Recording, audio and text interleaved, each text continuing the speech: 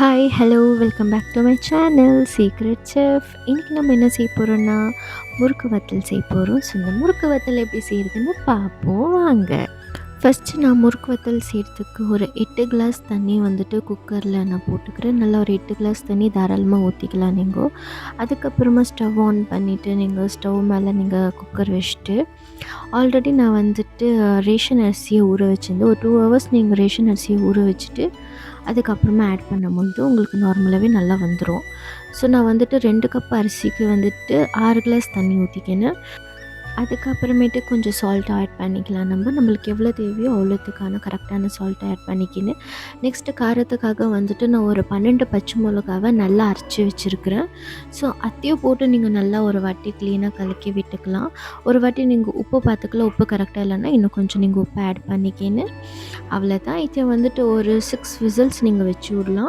அதுக்கப்புறமேட்டுக்கு விசில் போயிட்ட பிறகு குக்கர் ஓப்பன் பண்ணிவிட்டு ஒரு கரண்டியை வச்சு அதை கொஞ்சம் நல்லா நம்ம கலக்கி விட்டுடலாம். கலக்கி விட்டுட்டு பிறகு ஒரு மேஷர் வச்சு அதை நல்லா கொஞ்சம் நல்லா மேஷ் பண்ணிக்கலாம் அதுலேயே நம்ம. அதுக்கப்புறமா நல்லா மேஷ் பண்ணிட்ட பிறகு ஒரு பவுல் எடுத்துகிட்டு பவுலில் அது எல்லாத்தையுமே நம்ம எடுத்து செப்பரேட்டாக வச்சிடலாம். செப்பரேட்டாக வச்சிட்ட பிறகு கொஞ்சம் ஜீரகம், அப்புறமா கொஞ்சம் இங்க் பவுடர், அதுக்கப்புறமேட்டுக்கு நம்ம மாடி மேலே வத்தலை காய வைக்கிறதுக்கு வந்தாச்சு. ஸோ இப்போ நம்ம என்ன பண்ண போகிறோம்னா, நம்ம முறுக்கு சுடுற இதுலேருந்து அதெல்லாம் நம்ம எடுத்து அதில் நல்லா பிசைஞ்சிட்டு அதில் உள்ளே வச்சுட்டு, இதுலேருந்து நம்ம வந்துட்டு வத்தலுக்கு அவசரம் நம்ம அப்படியே லைனாக நான் போட்டுக்கிறேன். உங்களுக்கு எப்படி வசதியாக இருக்கோ அப்படி நீங்கள் போட்டுக்கலாம். எப்படி இருந்தாலும் அதில் லாஸ்ட்டில் நான் உடச்சி தான் வறுக்க போகிறேன். ஸோ அதனால வந்துட்டு நான் நீட்டாகவே போட்டுக்கினேன், எனக்கு ஸ்பேஸ் இருந்தாலும் இல்லை. அப்படியெல்லாம் போட்ட பிறகு ஒரு துப்பட்டா வச்சு அதை நல்லா கவர் பண்ணிவிட்டு இந்த காற்று வரக்கூடாது நீட்டு பண்ணிவிட்டு வந்துட்டேன். ஸோ எனக்கு வந்துட்டு ஒரு 2 டேஸில் இது நல்லாவே ட்ரை ஆகிடுச்சு. ஸோ அதனால் பாருங்கள் என்னோடய வத்தலும் வந்துட்டு நல்லா காஞ்சிடுச்சு.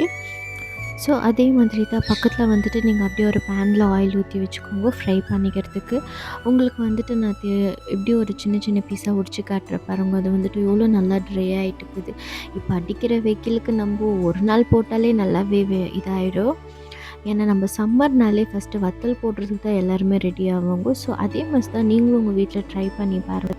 ஸோ அதே மாதிரி பக்கத்தில் நம்ம எண்ணெய் சூடாயிடுச்சுன்னு நினைக்கிறேன். ஸோ அந்த எண்ணெயில் நம்ம வத்தலை போட்டு நல்லா ஃப்ரை பண்ணிக்கலாம். ஸோ அதுவும் நல்லா வந்துட்டு நல்லா உப்பி வந்தாச்சு. அவ்வளோதாங்க, நம்ம வத்தல் ரெடி.